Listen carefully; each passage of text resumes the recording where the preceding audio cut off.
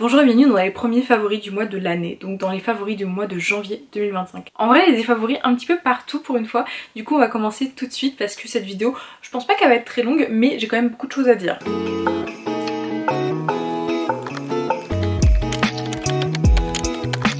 Tout d'abord on va commencer avec les mangas et on va commencer avec Chainsaw Man. Alors Chainsaw Man, j'ai déjà regardé l'anime, je vous en ai déjà parlé dans des favoris parce que j'ai regardé la saison 1 3 fois. Donc je vous avoue que j'attends fort la 2 et le manga me tentait depuis très longtemps, mais en fait quand j'ai découvert Chainsaw Man il y avait déjà pas mal de tomes de sortie. Et j'ai jamais pris vraiment le temps de le rattraper et c'était un objectif lointain en mode je veux lire cette œuvre mais pour l'instant je n'ai pas encore le temps. Et j'ai vu qu'il y avait un coffret un petit peu avec les 3 premiers tomes et tout et je l'avais demandé pour Noël il me semble et je l'ai reçu. Pour ceux qui ne connaissent pas Chainsaw Man, c'est l'histoire de Denji qui est un jeune garçon qui a vraiment 1001 dettes, c'est vraiment affreux, il va jamais s'en sortir et en fait il vit avec son petit démon tronçonneuse, Pochita, qui est un petit chien très mignon, je vous mets une image juste ici, et du coup il va continuer sa petite vie un petit peu avec son petit démon et tout. Alors c'est un monde un peu genre comme le nôtre, sauf que il y a des démons qui arrivent et du coup il y a des Devil Hunters, des personnes qui vont tuer des démons, donc il y a du privé, il y a du public, etc. Le système dans ce monde est vraiment très intéressant, donc ça c'est très très cool. Et Denji, lui essaye juste de survivre, etc. Dans un concours de circonstances, il va fusionner avec Pochita et c'est là que Pochita va lui dire de vivre un petit peu ses rêves et que il vivra à travers lui, etc. Donc moment très émouvant et du coup Denji va essayer de suivre ses rêves. Les rêves de Denji c'est quoi? Enlacer une femme. Alors moi ça me fait extrêmement rire, je vous en parle rapidement parce que je vous ai fait une première impression, je me suis un peu plus développée, mais globalement j'aime beaucoup parce que le scénario déjà, si j'ai déjà regardé 3 fois l'animé, je pense que vous avez compris que j'aime beaucoup. Mais en plus de ça, je trouve qu'il y a vraiment un mélange parfait entre l'humour, le scénario, les personnages un peu sombres, les personnages un peu déjantés. Ça me fait extrêmement rire et en même temps ça me prend aux tripes parfois. Et il y a beaucoup de mystères qui se soulèvent et j'ai pas les réponses parce que du coup j'ai lu que les 3 premiers tomes et regardé que la première saison. Je trouve que les dessins et la composition des cases sont vraiment très très cool. Écoutez, Chainsaw Man pour moi gros plaisir de lecture et je vais continuer du coup à le lire. Je vais essayer de trouver les prochains tomes d'occasion, etc. pour rattraper petit à petit la série, mais franchement c'est extrêmement bien. Je m'attendais à aimer mais j'avais peur de pas aimer autant l'anime que le manga parce que quand j'ai des shonen un petit peu d'action que j'ai kiffé en anime, c'est rare que le manga arrive à me faire procurer les mêmes émotions. C'est pas exactement pareil, c'est différent, mais c'est tout aussi bien. Franchement trop cool. Et sinon je l'aurais pas présenté dans mes favoris. Ensuite du coup mes autres favoris sont vraiment des tomes précisément, mais je peux pas ne pas vous les présenter. Tout d'abord il y a Sexy Cosplay Doll, le tome 13. Alors vraiment ce manga, ce tome je l'ai lu dans le lit et je l'ai posé comme ça et j'étais en mode waouh, incroyable. En fait dans Sexy Cosplay Doll je vous ai déjà fait une vidéo, je vous en parle quand même régulièrement parce que c'est une œuvre que j'aime beaucoup. Et dans ce tome en fait on a Marin Kitagawa qui est une jeune fille qui fait du cosplay, etc. Et il y a Gojo qui va lui faire des costumes. Très clairement ce tome tourne sur une convention où ils vont faire un costume et elle va le présenter, et sauf qu'en fait elle rassemble les foules, son cosplay est incroyable, son acting est incroyable et en fait c'est un tome bourré de passion. En fait tu lis le tome, tu es autant subjugué par ce qui se passe que les spectateurs du truc. C'est un peu brouillon mais je veux pas vous spoiler, juste c'est un tome où t'en prends plein les yeux déjà parce que visuellement c'est extrêmement beau. Je vous mettrai des planches là juste pour que vous vous rendiez compte de la beauté du manga, mais aussi mon côté passionné en fait résonne un petit peu parce que étant, je pense, vous le voyez, une très grande passionnée dans la vie de mes œuvres favorites, je vois quelqu'un qui est autant passionné que moi, donc déjà des œuvres, etc.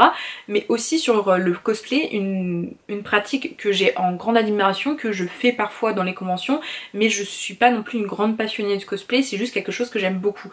Et en fait, le fait de voir des gens aussi passionnés et que ça touche autant de monde, et ça me procure mille et une émotions. Et enfin vraiment ce tome, j'ai du mal à trouver mes mots, je pense que vous le voyez, mais il était juste fou. Franchement c'est un tome qui m'a posé pendant ma lecture, qui m'a fait battre le cœur à 1000 à l'heure quoi, c'était incroyable. Par contre j'ai un petit peu peur de la suite parce que je sens qu'il y a entre mes personnages favoris, entre le potentiel futur couple, je trouve qu'il y a un petit froid à la fin de ce tome.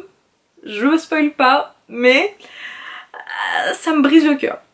Ça me brise le cœur, mais ce tome était incroyable et Enfin vraiment je ne pèse pas mes mots, c'était une lecture intense. Ensuite une autre lecture quand même un peu moins intense mais que j'ai beaucoup aimé, c'était L'amour est au menu, le tome 3, et c'est pour ça que je le mets dans les favoris parce que c'est un des premiers Yuri que j'apprécie déjà. Clap clap clap, on l'applaudit, mais surtout en fait je trouve que dans ce tome 3 on a un rapprochement entre les deux personnages principaux, mais en fait L'amour est au menu est une histoire qui se passe quand même assez centrée sur la nourriture, sur le fait de manger ensemble, sur ce genre de choses, et c'est vrai que j'aime vraiment beaucoup cet aspect là, mais je trouvais qu'il manquait quelque chose et je savais pas où mettre le doigt parce que la relation était cool, un bon tranche de vie, un bon développement des personnages, mais là avec ce tome 3 je trouve qu'on a level up en fait tout l'œuvre en lui-même, parce que l'aspect de la nourriture a été un peu plus développé avec deux autres personnages.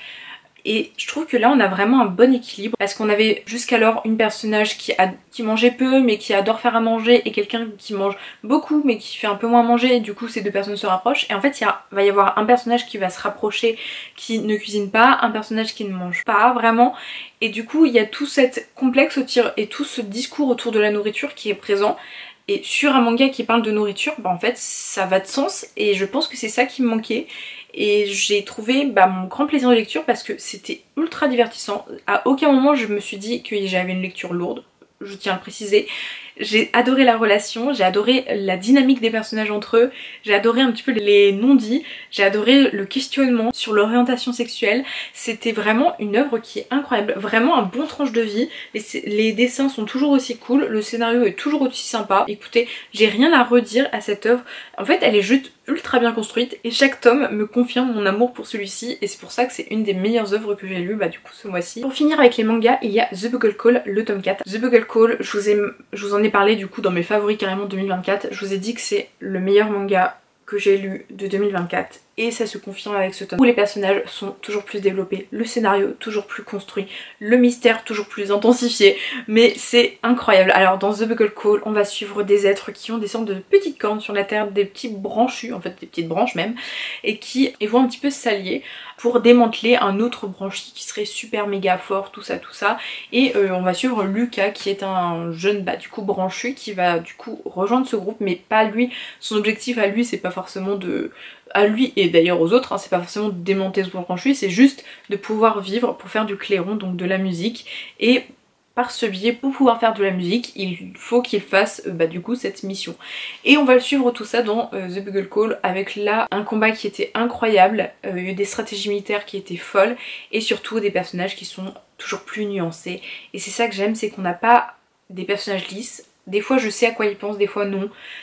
Je prends plaisir pendant ma lecture, je rentre dans une bulle, je trouve que le scénario est ultra bien fait et ultra bien construit, et en fait des fois j'en demande pas plus à des œuvres, vraiment j'en demande pas plus, et là en fait je trouve juste mon plaisir de lecture, et vraiment c'est un bon seinen avec un bon scénario, bien comme je l'aime. Il y a des mangas, il y a des combats, c'est un petit peu gore, un petit peu sale comme j'aime. C'est un tome qui est assez conséquent, il se lit pas en 3 minutes, donc en vrai il y a tous les points positifs que j'aime dans une œuvre. Des personnages intéressants, un bon scénario, des pages qui sont extrêmement belles, faut l'avouer, et en fait juste un gros plaisir de lecture, tout ça. Donc de toute façon c'est un favori, je vais pas épiloguer et analyser ce tome dans sa globalité, mais juste en fait ça a été une extrêmement bonne lecture et j'adore cette série et ça confirme mon coup de cœur du coup de 2024 avec du coup ce tome que j'ai lu en janvier. Je crois il est pas sorti en janvier mais je l'ai lu que là. On va changer un petit peu de catégorie en vous présentant mes goodies, un peu d'avis sur des favoris, un peu de goodies, et du coup on va commencer avec mes acryliques Boys Love. Que dis-je, mes dioramas Boys Love. Je vais vous en reparler plus tard, mais je suis allée du coup à un event d'ouverture de boutique avec du merch Boys Love coréen. Je suis fan. Alors celle-ci de Smyrna et Capri est juste sublime, il va extrêmement dans ma DA un petit peu nature, vert, etc. Et celle-ci de Pearl Boy est juste tellement belle que je ne pouvais pas passer à côté. Vraiment je les aime d'amour, elles sont en haut d'une de mes mangathèques, la mangathèque Boys Love, et en fait je n'arrive pas, quand je suis sur mon PC, je tourne les yeux, c'est la première chose que je vois et je les trouve juste trop belles. Et ça me remplit de bonheur de les avoir parce que c'est des choses que j'ai guettées sur internet pendant des mois. Et sauf que j'ai un peu peur, je vous avoue, de commander à l'étranger. J'ai trop peur d'avoir genre v'là les frais de douane, v'là les frais de taxes, etc.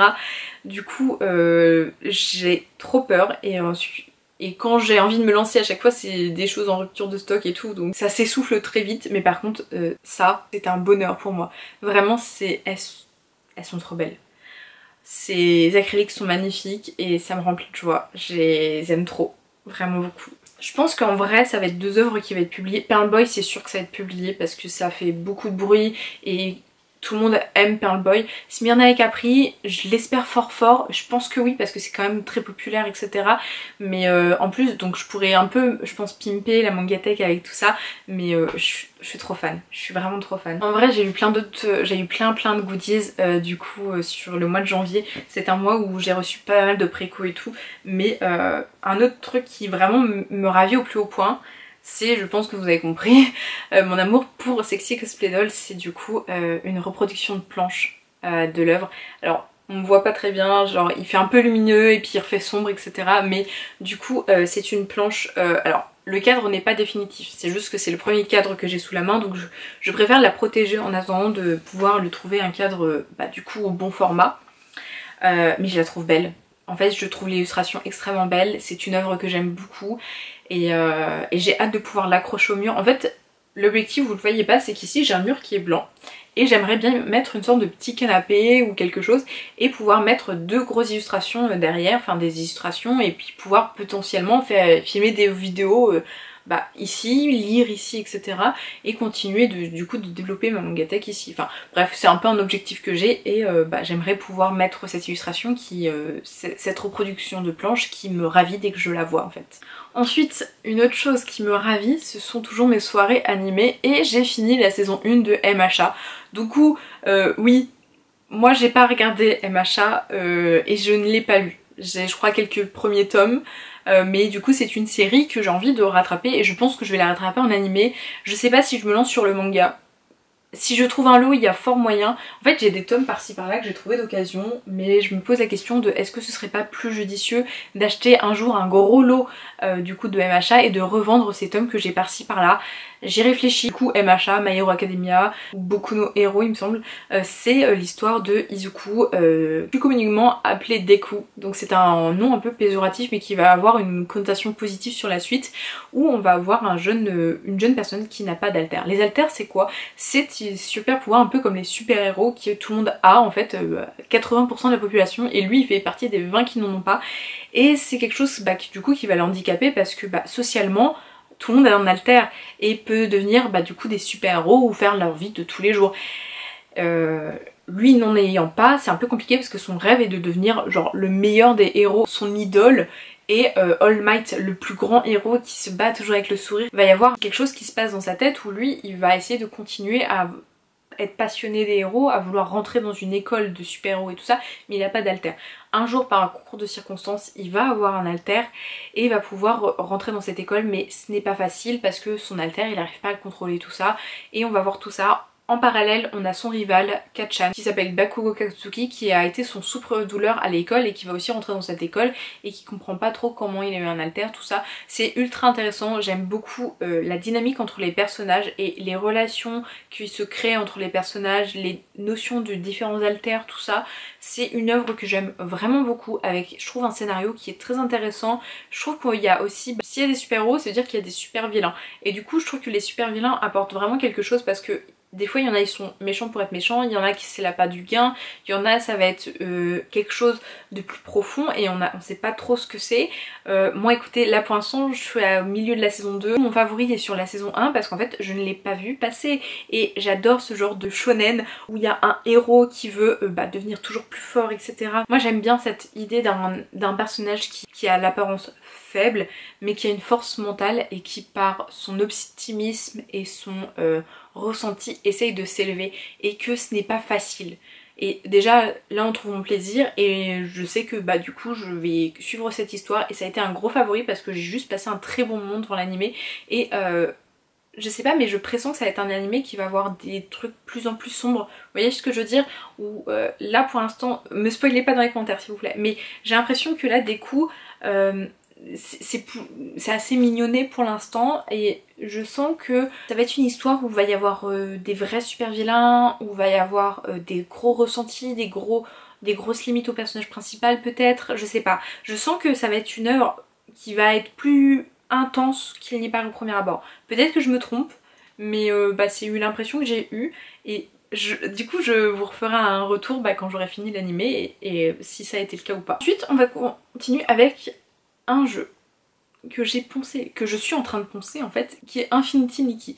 Alors il faut savoir que je suis une grande fan des jeux un peu cosy, que un de mes jeux favoris est Genshin Impact parce que je passe des très bons moments dessus, mais Genshin Impact on a une petite relation d'amour-haine, enfin d'amour puis des intérêts plutôt, parce que j'adore Genshin. Quand j'y vais, genre je passe genre des jours dessus, je kiffe ma vie, je passe genre 1 heure à 2 voire plus dessus, et ensuite d'un seul coup j'arrête d'y jouer pendant genre 1-2 mois et je reprends et j'avance sur l'histoire principale et sur les quêtes secondaires, tout ça, sur les événements, tout ça. C'est un petit peu la relation que j'avais avec Genshin, c'est de temps en temps je vais y jouer et de temps en temps je ne vais plus du tout toucher à ce jeu. Et du coup pour moi c'est un jeu que j'aime vraiment beaucoup et j'aime d'amour et que je prends plaisir du coup à jouer. Dernièrement Genshin, c'était dans ce moment où je cherchais, j'avais un désintérêt mais j'avais envie de jouer quand même. Vous voyez, c'est le truc où j'y jouais mais du coup sans grande conviction, et Infinity Nikki est arrivé. Quand je l'ai vu passer, je me suis dit non je peux pas parce que je ne peux pas, j'ai pas la place sur mon PC pour ça.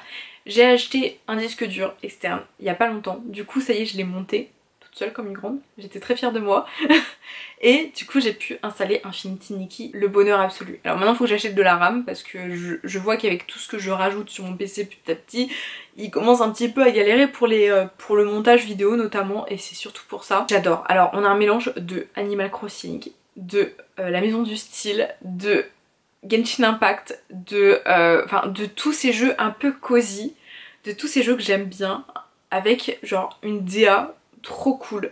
En fait c'est un jeu où on incarne Nikki, une jeune femme qui va dans un monde un petit peu, et dans ce monde en fait tu te bats et tu vas essayer de résoudre les problèmes de ce monde par le style. Et le style c'est quoi? C'est des vêtements qui peuvent avoir des capacités etc. Et les stylistes, il me semble, je crois que c'est ça, sont un petit peu des gens respectés, donc il y a un ordre du style etc. Et tu peux genre collectionner des tenues, les créer, tu dois attraper, par exemple pour construire certaines tenues tu dois pêcher, tu dois caresser des animaux, tu dois genre ramasser des fruits et tout, du coup c'est trop cool. Tu peux acheter des vêtements et tu peux changer ta tenue, ta coiffure etc. Genre en faisant des quêtes, tu récupères des diamants, ces diamants tu peux les échanger contre genre des autres gros diamants, et ensuite tu peux faire des vœux pour avoir d'autres vêtements et du coup des tenues trop cool. Donc il y a des événements aussi, c'est un peu un monde libre et tout ça, un monde ouvert et tout. Du coup écoutez, genre quoi que tu fasses, tu te connectes sur le jeu. Moi souvent j'y vais, j'ai un objectif, je fais tiens je vais finir cette quête et puis je vais créer tel vêtement. Et puis je le fais et je kiffe. J'adore ce jeu, je passe des super bons moments, c'est ultra good vibe, c'est ultra sympa. Par exemple là, dès que j'aurai fini de filmer cette vidéo, ça va être l'heure de manger, donc je vais manger en jouant tranquillement à Infinity Nikki et c'est mon petit plaisir à moi et vraiment je passe juste un super bon moment. En plus, ce qui est trop bien c'est que j'y joue avec une amie et du coup on s'est fait une petite soirée dessus, on s'envoie un petit peu des données en mode regarde j'ai complété cette tenue et tout ça, et c'est juste good vibe, c'est juste good vibe et j'adore le moment et j'adore ce jeu et il est trop bien. Ensuite on part sur les manhwas. Alors les manhwas j'en ai lu genre vraiment pas mal, je crois que j'ai lu je sais pas genre une vingtaine de séries, et je vous avoue que j'ai beaucoup de suites de séries dont je vous ai déjà parlé, que j'aime toujours beaucoup. J'ai commencé des nouvelles séries qui, je les lis mais sans plus, il y en a même que j'ai arrêté parce qu'en fait elles me saoulent, j'ai l'impression de relire des histoires que j'ai déjà lues. Par contre il y en a une où j'ai bien accroché, mais peu de chapitres, du coup ça va être ni première impression, mais c'est un favori parce que genre c'est vraiment celui où genre il y aurait eu plein de chapitres, peut-être que j'aurais fait une nuit blanche dessus. Donc c'est La Servante Secrète, j'ai lu 12 chapitres, donc c'est pour ça c'est vraiment un premier aperçu. Du coup je vais vous lire le résumé, je vais vous en dire ce que j'en pense. Alors c'est né d'une famille extrêmement pauvre, Paula devient la servante d'un étrange noble devenu aveugle récemment. Celle-ci, étant méprisée de tous par sa pauvreté et son apparence, devient les yeux et l'espoir de son nouveau maître qui reste cloîtré dans sa chambre. Ils vont trouver ensemble la voie vers la lumière. Alors c'est pas, je trouve, une œuvre safe non plus, parce que c'est vraiment deux personnages qui sont assez tortueux, qui ont vécu des choses ou qui vivent des choses qui sont dures pour eux et qui ont un peu genre cette épée de Damoclès au-dessus d'eux et en même temps ils vont se trouver et elle va essayer de l'aider un peu à sortir de sa déprime et lui en fait il va s'accrocher un petit peu à elle parce qu'elle ose lui dire les choses. En fait elle a rien à perdre littéralement, sa famille est pauvre, elle a pas d'argent, en fait elle pourrait mourir à tout moment, qu'est-ce que ça changerait? En plus il ne voit pas son visage, elle a une sorte de marque de naissance, quelque chose qui a l'air de rebuter pas mal de gens et du coup il voit pas ça et du coup il y a tout cet échange entre eux que je trouve très intéressant et en fait, j'ai envie de voir la suite. C'est pas l'œuvre du siècle, peut-être que sur la suite ce sera plus intéressant, plus divertissant, mais en fait moi ces chapitres je les ai enchaînés, je voulais savoir qu'est-ce qu'il allait advenir, est-ce que lui il allait pouvoir un peu sortir de sa chambre etc. Est-ce qu'il va retrouver la vue parce que c'est pas de son fait qu'il a perdu la vue, est-ce que elle va continuer, elle va reprendre confiance en elle et tout, je sais pas, j'ai kiffé et c'était un bon moment. Donc là je vais pouvoir bientôt lire la suite parce que ça va être gratuit là, je crois que c'est d'ici samedi. Du coup je vais enchaîner, je vais lire un chapitre par semaine et je vais prendre grand plaisir. J'avoue que j'avais des coins d'avance que j'avais dû acheter il y a un bout de temps, je les ai usés sur la fin du coup pour lire plus vite parce que je voulais la suite tout simplement. Donc déjà rien que là je pense que vous comprenez que c'est un favori. À partir du moment où sur Webtoon, une application où tout est gratuit, j'achète à part quand c'est les 3 derniers, c'est que j'ai vraiment envie de lire cette œuvre quoi. Un autre de mes favoris c'est le fait de faire mes pages de papeterie. Donc c'est mi un favori genre random, mi voilà. En fait, je vous mets des images juste ici. Toutes les semaines et tous les mois du coup, je fais de la papeterie j'organise un petit peu mes semaines, j'organise ce que j'ai à faire, j'organise un petit peu ma vie tout simplement en papier parce que je suis une férue du papier pour m'organiser. Même si ce serait plus simple que j'ai tout sur mon téléphone, mais c'est pas assez mignon le téléphone. Et puis j'aime bien faire des trucs de mes propres mains, tout ça. Du coup, voilà, je fais ça comme ça et je mets en fait des stickers, j'organise, j'écris joliment, j'essaye de faire quelque chose d'assez beau déjà, ça me rend fière de moi, ça me rend heureuse et je continue du coup à faire quelque chose d'un peu créatif toutes les semaines parce que c'est quelque chose que j'aime beaucoup mais c'est aussi quelque chose que je mets toujours à plus tard parce que j'ai pas le temps, c'est pas le moment etc. Alors que là en fait c'est obligatoire que je fasse et puis autant que ce soit joli etc. En plus j'utilise toujours des petits stickers de créatrices etc. De toute façon tous les stickers qui vont apparaître là sur les images que je vous montre du coup juste ici, c'est des créatrices que j'aurais mis dans ma barre d'infos, n'hésitez pas à dérouler, je la remplis toujours, j'essaye toujours de bien la remplir avec tous les éléments pour que s'il y a des choses qui vous tapent dans l'œil, vous puissiez les retrouver facilement, notamment du coup les petits créateurs qui font des stickers que j'adore et que je ponce et que j'utilise avec grand plaisir. Je suis désolée, j'ai shooté dans le trépied en allant chercher quelque chose donc peut-être que le décor a un petit peu changé. En tout cas, mon autre favori est un favori roman qui est Hunger Games, le tome 1. Du coup alors, comme toujours je les annote et comme toujours normalement ça ne se voit très peu. Alors je l'ai pas fini, il me doit me rester genre un peu moins de, je sais pas, un peu moins de 80 pages, mais je peux le mettre dans les favoris parce qu'il va être fini je pense d'ici 1 ou 2 jours. Ça a été un grand plaisir de lecture. Hunger Games en fait je connais déjà les films et je les aime vraiment beaucoup, c'est une saga que j'ai poncée quand j'étais plus jeune, que quand il y a des choses qui sortent dessus au cinéma je suis très contente de les retrouver parce que c'est un univers quand même assez spécial qui me plaît beaucoup. On a un scénario où on va avoir des personnes qui ont vécu la guerre et du coup par ce fait ils punissent un petit peu les enfants en les envoyant dans une arène, dans des jeux de la faim et en fait à tout moment tu peux mourir et en fait le but c'est qu'il y a une personne qui s'en sorte et en fait cette personne va avoir gloire etc. Mais sauf en attendant il y a d'autres personnes qui sont mortes, il y a des familles qui sont deuillées, il y a des districts qui sont mal etc. C'est Hunger Games mais du coup il y a Katniss Everdeen, une jeune fille qui va se porter volontaire à la place de sa sœur pour participer parce qu'elle se dit j'ai peut-être un peu plus de chance et qui va essayer de se battre jusqu'au bout. J'aime vraiment beaucoup cette histoire. En fait je lis pas tous les soirs mais par contre quand je lis au moins 1 à 2 heures parce que j'aime trop et je suis une lecture de manga très rapide mais de romans assez lente. J'aime bien prendre mon temps pendant la lecture mais écoutez gros plaisir et en fait j'enchaîne assez vite mine de rien, pas à la hauteur de peut-être d'autres personnes qui lisent énormément mais vraiment on dirait pas comme ça mais je l'enchaîne vraiment très vite et j'enchaîne les pages avec une ferveur et je suis prise dans l'action et je suis prise dans les sentiments des personnages, dans l'histoire, dans la personnalité des personnages, vraiment gros plaisir. Donc je pense que là je vous mets dans mes favoris mais je pense et j'espère quand j'aurai tout lu, toute la saga, tous les livres qui sont sortis à ce jour, vous faire une vidéo sur Hunger Games parce que c'est vraiment une grosse claque et j'ai envie de vous parler un peu plus de romans aussi sur cette chaîne. Cette chaîne s'appelle Men&Q, ça veut dire que c'est ma personne et l'entièreté de mes passions et les romans en font partie même si j'en parle peu. Ensuite on va partir sur mes favoris qui sont random, donc ça va être un peu de tout mélangé, donc ça va être des choses que j'ai faites, des objets qui n'ont rien à voir avec mes passions mais que j'ai envie de vous parler parce que j'ai kiffé. Et une de ces choses c'est tout d'abord l'anniversaire de ma petite sœur. On est vraiment très proches, pas du genre à s'envoyer des messages tous les jours et à s'appeler tous les jours, mais genre je l'aime de tout mon cœur. Je vais pas épiloguer là-dessus, mais je l'aime de tout mon cœur. C'est une personne incroyable. Alors j'étais deg parce que j'étais un peu malade.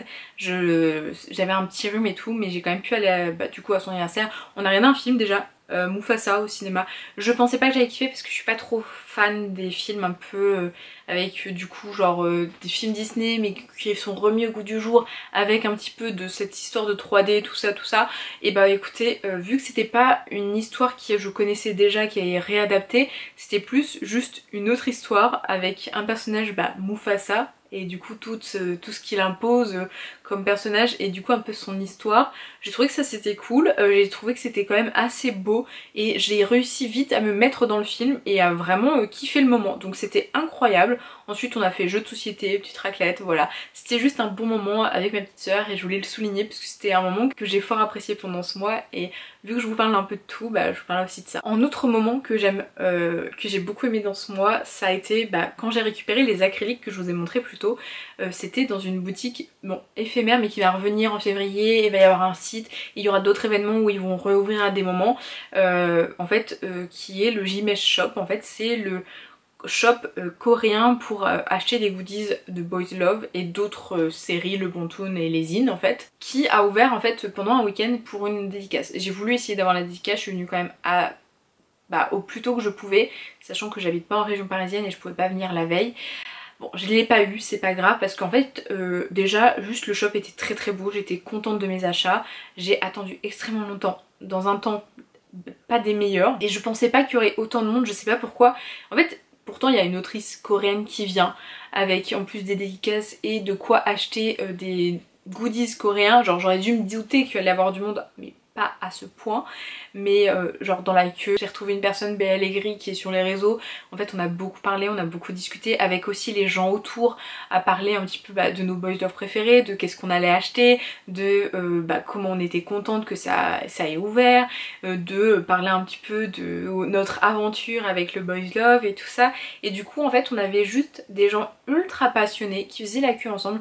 En vrai à la fin je crois on se plaignait un peu parce que ça faisait quand même trop, genre j'y suis allée à 8h20 et j'ai dû rentrer à 12h30, donc ça faisait quand même pas mal de temps que j'étais du coup dehors dans le froid et tout.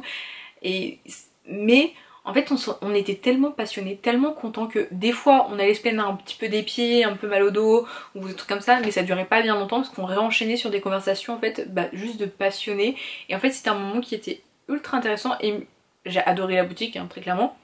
Mais ce moment d'échange m'a rappelé de bons souvenirs d'échange sur la passion, sur les mangas, sur les animés, et c'est des choses que je kiffe en fait tout simplement. Et retrouver ça du coup là comme ça, et mine de rien c'est les moments que je kiffe le plus. C'est comme, je sais pas si ça vous est déjà arrivé, mais moi quand j'ai fait des activités à la Japan Expo ou que j'ai attendu pour acheter des achats, en général par un concours de circonstances plus ou moins grand, en fait je discute avec les personnes devant moi ou derrière moi et en fait on discute de passion. C'est pas on va échanger nos numéros, ça m'est déjà arrivé une fois et c'est devenu une amie, mais sinon en fait en général on échange sur nos passions et on va qu'à nos occupations, et des fois on se retrouve à faire l'activité ensemble. Ça m'était arrivé une année et c'était juste un bon moment et j'avais kiffé de fou. Enfin voilà, c'est ces moments que j'aime de fou en tant que grande passionnée, et du coup c'est ces moments que je retrouve dans les événements, et dans cet événement que j'ai retrouvé et juste j'ai passé un bon moment. Voilà, c'était juste un bon moment ultra passionnant et ultra passionné. À la fin j'étais épuisée mais ça en valait la peine et c'est pour ça que c'est dans mes favoris et c'était trop cool. Ensuite mon autre favori de ce mois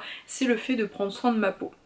ça vraiment, on change de tout au tout. On parle de boys love et on se retrouve sur les soins de la peau. Mais en fait, ça fait quelques temps que j'essaye de prendre un peu plus soin de ma peau tout simplement et de moi, etc.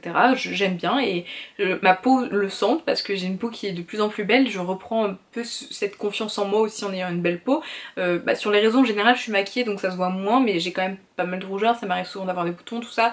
Et au travail, je suis toujours démaquillée parce que j'aime pas me maquiller pour le travail, j'ai la flemme en plus. Je me maquille quand j'en ai envie. Et j'en ai envie généralement pour les vidéos, des fois même pas quand je sors mais juste pour les vidéos. Et par contre j'aime bien prendre soin de ma peau et c'est quelque chose que j'avais un peu délaissé et que je reprends petit à petit. Et du coup voilà. Et en même temps je vous présente du coup mon dernier produit un peu skincare que j'ai pris. Alors je m'étais pris ça, c'est une huile à lèvres au miel. C'est qu'en fait en fait j'ai un baume à lèvres que j'utilise tout le temps. Le baume à la neige, je vous en ai déjà parlé, je le kiffe de fou. Mais pour la journée c'est un peu plus compliqué de le rapporter, d'en remettre, etc. Alors que ça, et souvent ça fait un aspect vraiment très très gras sur la peau, enfin sur les lèvres, alors que ça fait un aspect juste bien hydraté. J'aime bien l'odeur, faut aimer le miel. J'aime bien l'aspect, j'ai pris celui brillant rose, alors ça fait pas vraiment rose mais un peu brillant sur les lèvres et j'aime bien. Et du coup je le kiffe et du coup je vous le présente. Et voilà, c'est tout pour mes favoris de ce premier mois de janvier. J'espère que ça vous a plu et n'hésitez pas à me dire en commentaire tous vos favoris, que ce soit dans n'importe quelle situation, parce que vous voyez je vous parle de rouge à lèvres, de boys love, d'acrylique, de manga, de roman, d'anime, de tout ce que je kiffe. N'hésitez pas à me partager vos favoris à vous. N'hésitez pas à me dire si vous êtes allé à cet événement sur Paris, qu'est-ce que vous en avez pensé. Moi juste l'attente dehors était longue mais j'ai eu de la chance, j'étais bien entourée dans la queue donc ça passe beaucoup plus vite, c'est un plus grand sourire. En tout cas je vous remercie d'avoir regardé cette vidéo, n'hésitez pas du coup toujours à commenter, à vous abonner, à liker, ça me fait un énorme soutien sur cette petite chaîne et en plus ça me fait extrêmement plaisir tout simplement. Merci encore, je vous souhaite une très bonne journée et surtout prenez soin de vous.